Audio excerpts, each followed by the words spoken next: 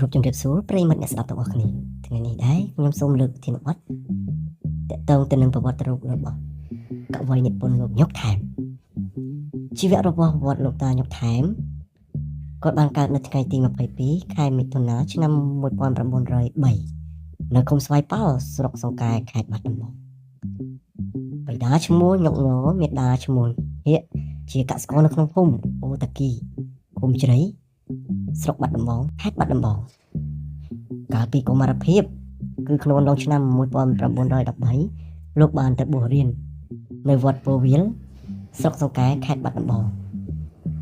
លោកបានសិក្សាអក្សរសាស្ត្រជាតិក្នុងសំណាក់លោកគ្រូសូត្រអ៊ីវទូចនៅវត្តពោវិល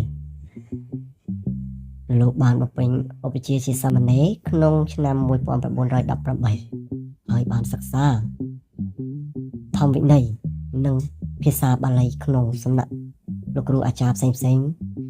ក្នុងខេត្តបាត់ដំបងនៅអំឡុងឆ្នាំ1919បានទៅបន្តវិជ្ជានៅទីក្រុងបាងកកនៅឯប្រទេសថៃលោកបានជាប់សញ្ញាបត្រធម្មសិក្សាថ្នាក់ត្រីក្នុងឆ្នាំ1921និងជាប់សញ្ញាបត្រធម្មសិក្សាថ្នាក់ទូអំឡុងឆ្នាំ1923នៅអំឡុងឆ្នាំ1924បានបំពេញជាឧបជាជាភិក្ខុនិងជាប់សញ្ញាបត្រអរិយធម៌ភាសាបាលីទីមហា3ប្រយោគនៅឆ្នាំ1926លោកបានជាប់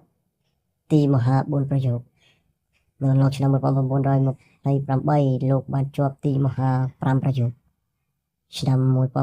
1992លោកបានជាប់ទីមហា6ប្រយោគនៅក្នុងឆ្នាំ1936លោកបានលាចាកសិក្ខាបទមកជាក្រហមវិញ